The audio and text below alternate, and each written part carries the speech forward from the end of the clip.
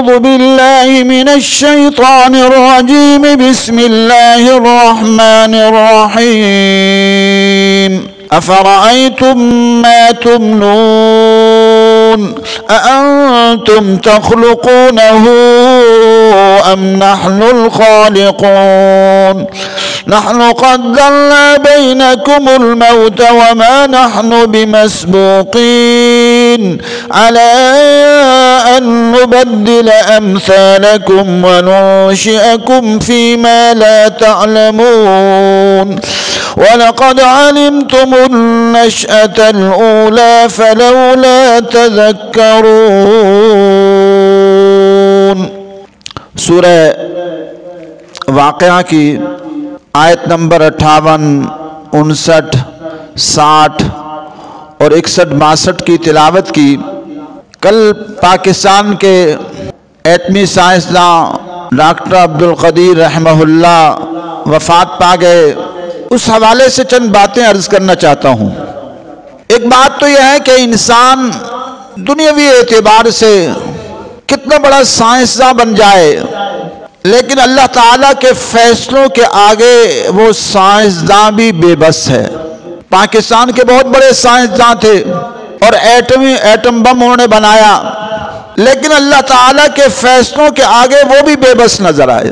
بڑھاپا آیا، بیماریاں آئیں، تکلیفیں کاٹیں، اور اپنے جو ساتھی تھے انہوں نے تعلق توڑا، حکمرانوں نے تعلق توڑا، اپنی پریشانی کا اظہار کرتے رہے کہ میں بیمار ہوا تو مجھے کوئی وزیر اعظم عمران خان اور ان کی پارٹی کا کوئی وزیر پوچھنے تک نہیں آیا۔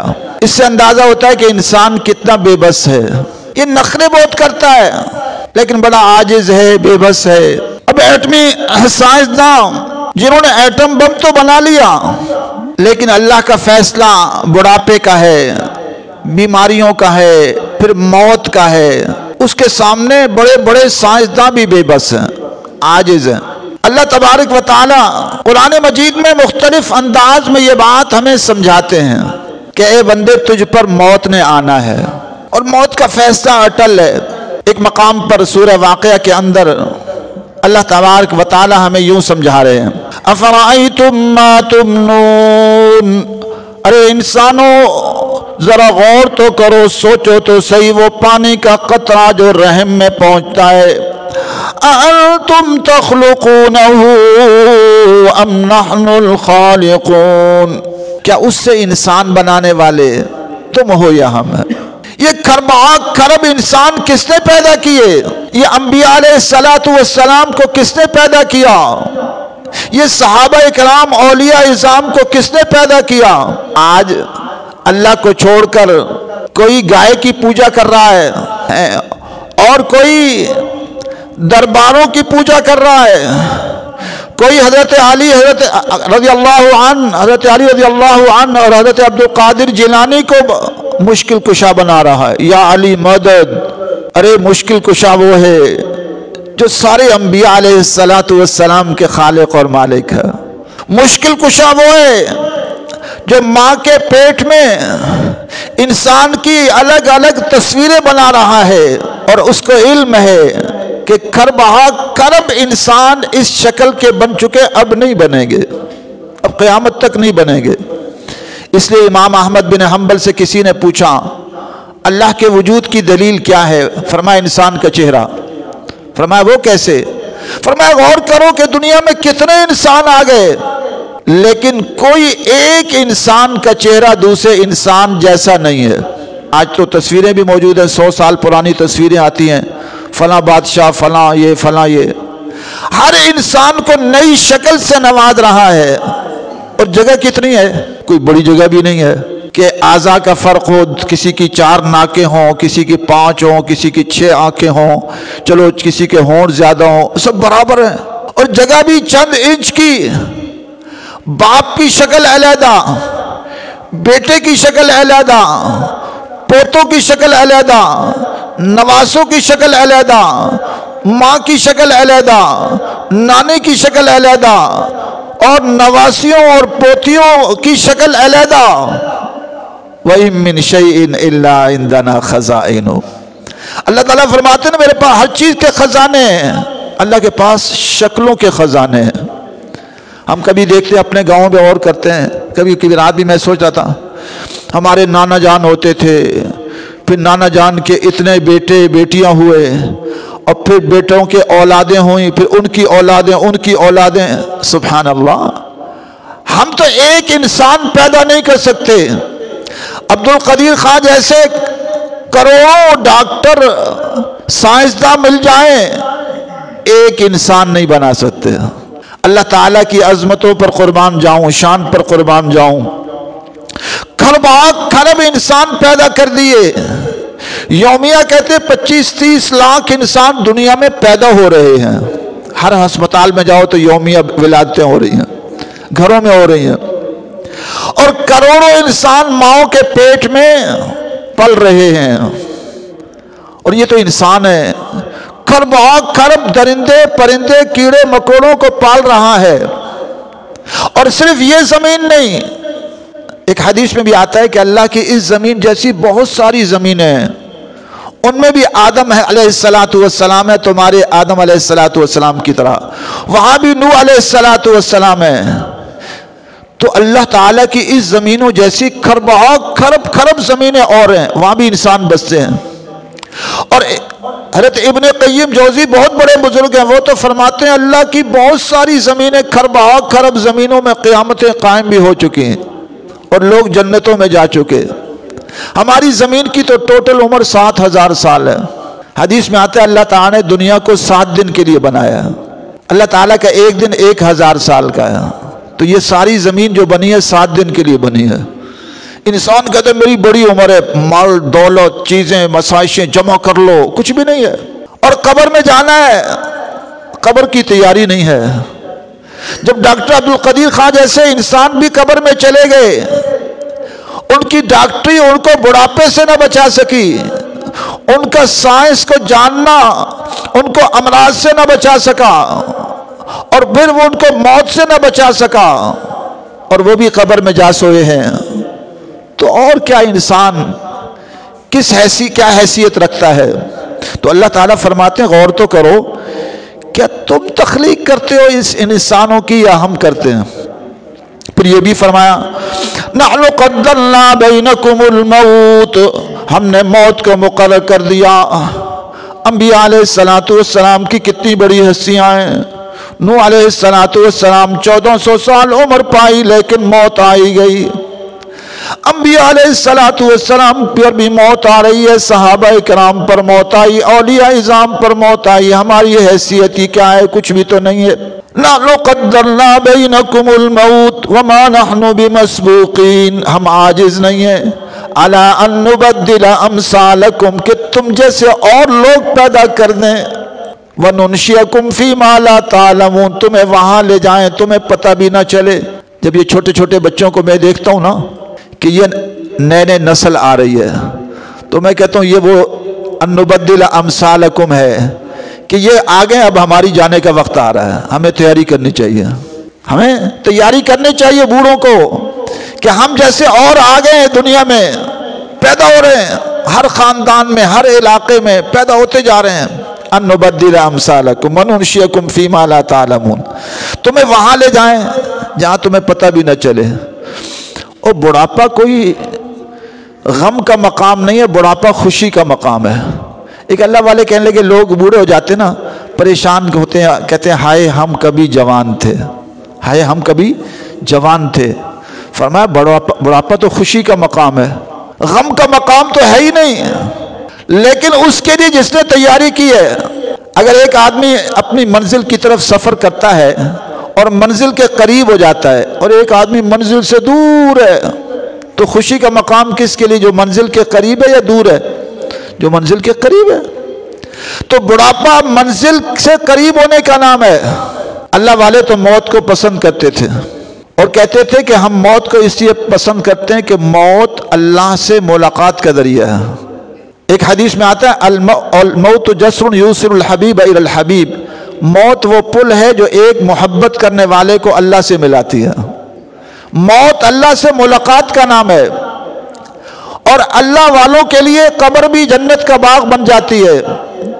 اس سے میرے دوستوں، میری ماں اور بہنوں اور بیٹیوں، جو بڑے بڑے سائنسداں بھی جا رہے ہیں، بڑے بڑے علماء بھی جا رہے ہیں، انبیاء بھی چلے گئے، اولیاء بھی چلے گئے، تو یقین کر لو ہم نے بھی جانا ہے۔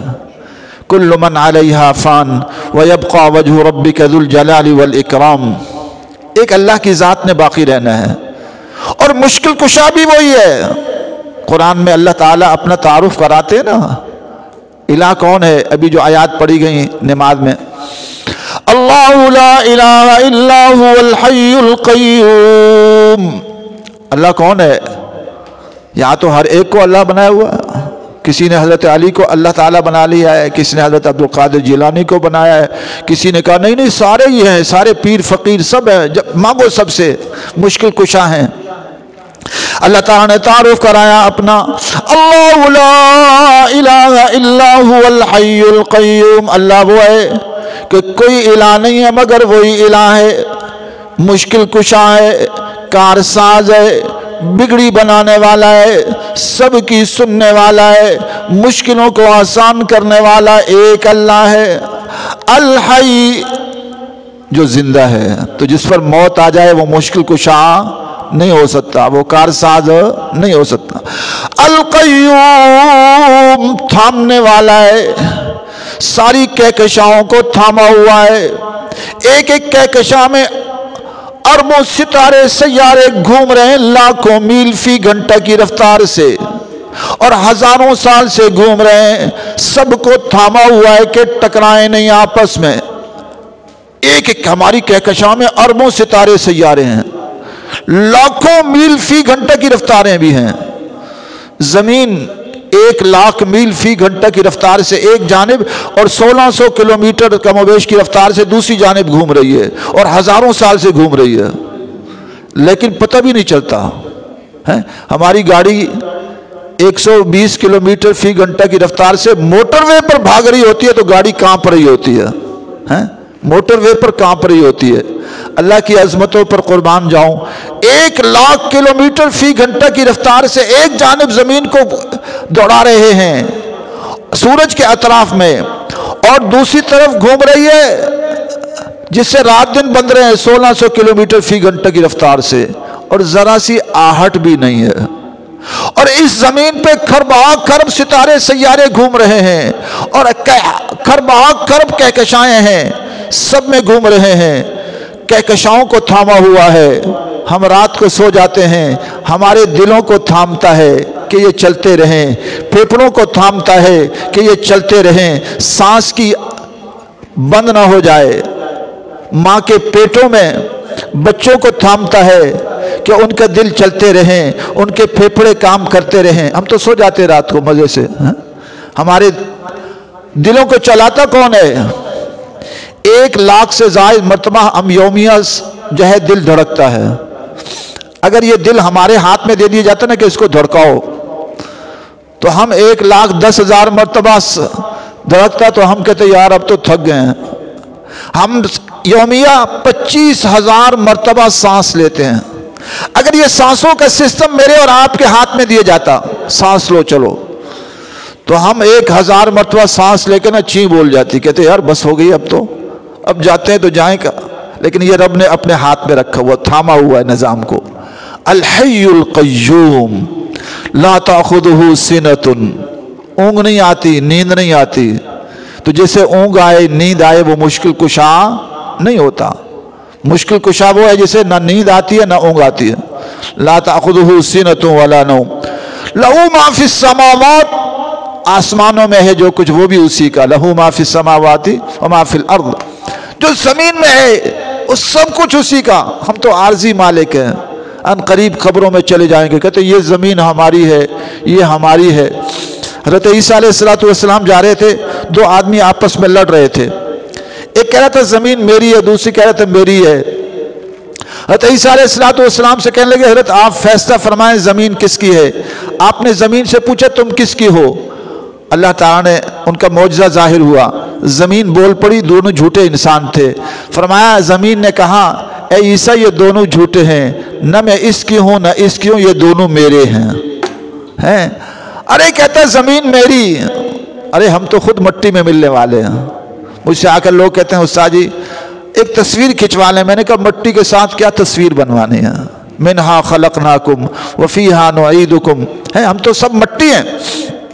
تو میرے دوستو، ڈاکٹر عبدالقدیر خان کی موت اللہ تعالیٰ ان کی مغفرت فرمائے. اچھے انسان تھے، کچھ کمیاں رہیں کہ داڑھی نہیں رکھی، سنت کے مطابق لباس پہنتے تو اور اچھا ہوتا، سنت کے مطابق داڑھی پگڑی کا اہتمام کرتے. اللہ تعالیٰ پھر بھی ہماری دعا ہے ان کی مغفرت فرمائے. نیک انسان تھے، غریبوں کی خدمت کرتے تھے، غریبوں کی فکر کرتے تھے، ان میں اچھی صفات بھی تھیں اور پاکستان کی خدمت بھی کی. لیکن اور پھر یہ بھی ہمارے لیے سوچنے کا مقام ہے جب ڈاکٹر عبدالقدیر خان جیسے انسانوں سے ان حکمرانوں نے، ان طاغوتی نظام کے حکمرانوں نے وفا نہیں کی تو ہم سے کیا وفا کریں گے؟ یہ سارے پیسے کے پجاری ہیں. یہ تحریک انصاف پیسے کی پجاری ہے. یہ نواز شریف اور مسلم لیگ اور پیپل پارٹی، یہ جمہوری نظام پیسے کے پجاری پیدا کرتی ہے. یہ انگریز کا نظام پیسے کے پجاری پیدا کرتا ہے. یہ بڑھاپے میں نہیں پوچھتے، یہ تو اپنے والدین کو اولڈ خانوں میں ڈالتے ہیں. تو یہ کسی کو کیا پوچھیں گے؟ اس لیے قرآن و سنت سے تعلق جوڑو. کل ایک نوجوان آئے، وہ بتلا رہے تھے کہ جی میں 3 نوکریاں کرتا ہوں اور صبح سے شام تک کام کرتا ہوں، پھر بھی بیوی راضی نہیں ہوتی. تو میں نے کہا بیوی راضی ہوگی اعمال صالحہ سے. اللہ کو راضی کرو، بیوی راضی ہو جائے گی. ہمارے ایک تبلیغی بھائی تھے، ان کی بچی یہاں پڑھتی رہی، تو وہ کرتے کیا تھے؟ ہفتے میں 1 دن کام کرتے تھے، باقی دن تبلیغ میں، اعمال میں، بچوں کی خدمت میں. اتوار کے دن اپنی گاڑی رکھی تھی سزوکی، سامان لیتے بازار سے اور ہول سیل سے اور جا کر آگے سپلائی کر دیتے. اتنی آمدن ہو جاتی کہ پورا ہفتہ آرام سے بیٹھ کر کھاتے ہیں. اللہ راضی تھا نا. جب اللہ راضی ہو جائے تو جو ہے مہینے میں 4 دن کی کام بھی جو ہے کام دے جاتا ہے اور بیویاں راضی ہو جاتی ہیں. انبیاء علیہ السلام سے اللہ سے تعلق قائم ہوا. بیویوں نے گھر میں 3 مہینے آگ نہیں جلی، پھر بھی خوش تھیں. لیکن جب اللہ ناراض ہو جاتے ہیں تو ہمارے ایک دوست تھے، ان کی بیوی آئی، کہتی دیکھیں جی یہ میرے ساتھ تعاون نہیں کرتے، خرچہ نہیں دیتے، میں اس چیز سے ناراض ہوں. شوہر بھی آ گیا، آج سے تقریباً کوئی 25 سال پہلے کی بات ہے، F8 میں.